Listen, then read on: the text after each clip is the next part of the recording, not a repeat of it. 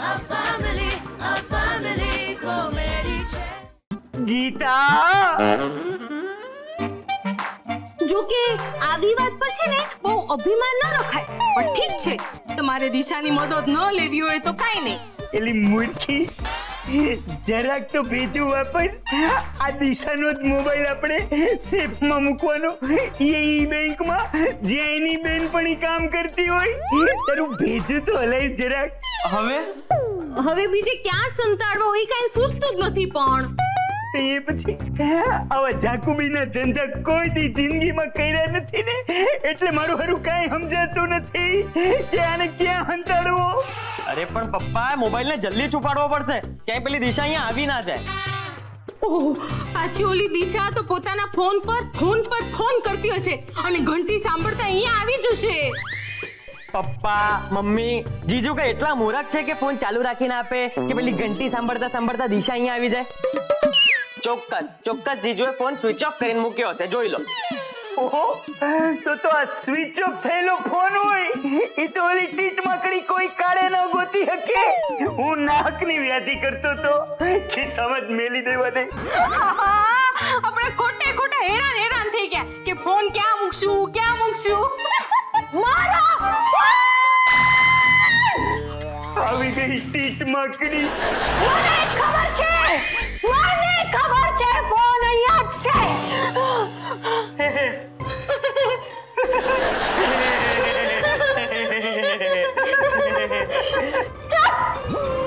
આવી રીતે હસશો તો બધાના દાંત તોડી નાખીશ. હું કયો છો સેક્રેટરી સાહેબા, હું છે નવા જૂની. આમ બોલીશ તો સાંભળીશ દિશા. અંકલ, મારી એક ચીજ ખવાઈ ગઈ છે. ઓહ, તો હું આપું? અમારે ત્યાં છે ચીજ. તમારી પાસે છે ને ચીજ? હા, છે ને ચીજ ફ્રીજમાં.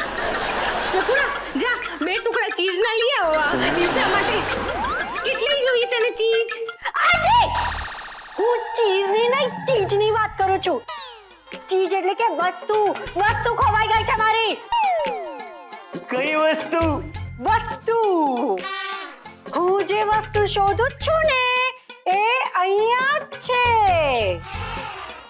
એટલે અમે લોકો છે ને ઓલા શાસ્ત્રી પરિવારની કોઈ ચીજ અહીંયા નથી રાખતા. અમારે ત્યાં તો અમારી વસ્તુઓ પણ રાખવાની જગ્યા નથી. જો એટલે જ તો આ લોકો મારા લગ્ન પણ નથી કરાવતા કે છે એક માણસની જગ્યા ક્યાંથી લાવી. ઓકે, તો મારે તમારા બધાની તલાશી લેવી છે.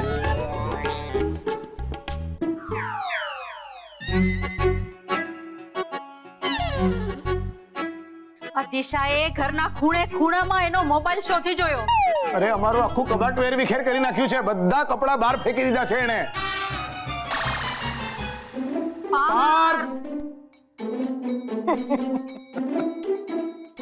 મમ્મી, પપ્પા, તમને શું સમજાવું? છતાંય તમને લોકોને હું સમજાવી દઉં છું. તમે બંને જણા બરાબર કાન ખોલીને સાંભળી લો. દિશા ગમે તેટલા ધમ પછાડા કરે, છતાંય એને એનો મોબાઈલ ફોન મળવાનો નથી. દેતાલી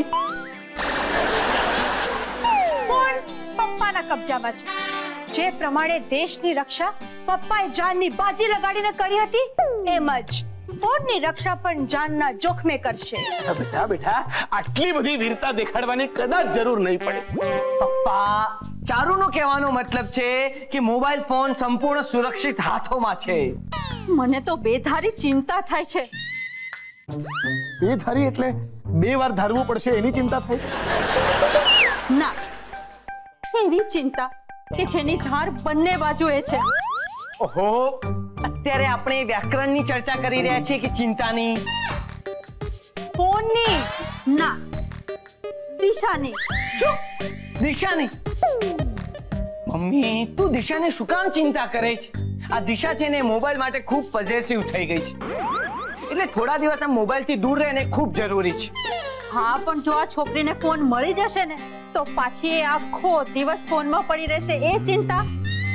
અને જો ફોન નહીં મળે તો એ છોકરી શું કરી બેસશે એની ચિંતા. શું કરી બેસશે? હા, શું કરશે મને કે? થોડા દિવસ આમાં અપસેટ રહેશે, કોઈની સાથે વાતચીત નહીં કરે, અને ધીરે ધીરે પછી આમ નોર્મલ થઈ જશે. મમ્મી, હા બેટા, તને આ આટલું બધું સરળ લાગે છે? જા જા, એકવાર જરા અમારો રૂમ જઈને જોઈ આવ એટલે ખબર પડશે તને. પપ્પા એટલે કે આ મારો અંદાજ છે એમ. સાચું પડે પણ ખરો અને ન પણ પડે, પણ મારે આ તો જોવું છે પપ્પા કે આનાથી દિશા ઉપર શું અસર થાય છે. અને જો દિશાને ફોન મળી ગયો તો? તને કીધું ને કે અમે શાસ્ત્રી પરિવારની કોઈ વસ્તુ નથી રાખતા. તો પછી વાંધો શું છે? લેવા દો ને તલાશી. પતી ગયું. બરાબર બોલ્યા આંટી. પતાવા જ આવી છું, હમણાં પતાવી દઉં. ઓકે, તો નંબર 1, હાથ હટાવો. એલી આની મારી પર કાંઈ ન મળે, ખાલી મારું પર્સ મળ્યું છે. હા, તો એ પર્સ 40,000 નું છે કે પછી 40 રૂપિયાનું એ તો જોઈએ કે નહીં. હાથ હટાવ. એલા એ સંદીપડા, તું જો આને બચાવ્યું ને તો બધાય રૂપિયા તારા. દિશા, ટાઈમ વેસ્ટ કર્યો તમે લોકોએ મારો. હાથ હટાવો. હાથ હટાવો, નહીં તો આખા ઘરમાં તોડફોડ કરીશ. ઠીક છે તઈ.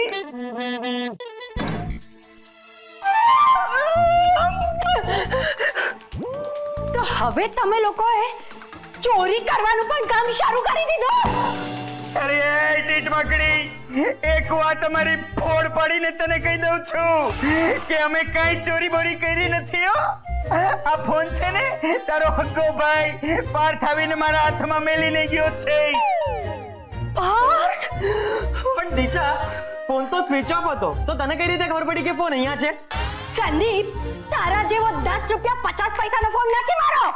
મારો ફોન 40,000 નો છે, નવી ટેકનોલોજીનો. ફોન સ્વિચ ઓફ થયો ને ત્યારે મેં કંપનીમાં ફોન કર્યો, તો એ લોકોએ ટ્રેસ કરીને આ ઘરનું એડ્રેસ આપ્યું ને મને ખબર પડી ગઈ કે ફોન ક્યાં છે. સમજ્યો? ચોર પાર્થ, તને તો હું નહીં છોડું. હવે આ ફોનની કંપની વાળા પાડોશીઓને મદદ નહીં કરવા દે. અરે મમ્મીજી, બિલકુલ ચિંતા કરવાની જરૂર નથી.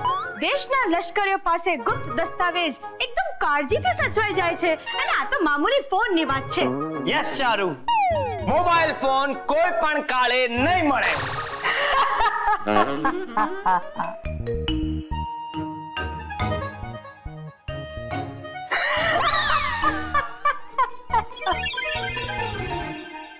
આવો આવો, આપણે બધા મારા ખોવાઈ ગયેલા ફોનમાંથી એક સેલ્ફી પાડીએ. બધાના મોઢા અત્યારે જોવા જેવા છે.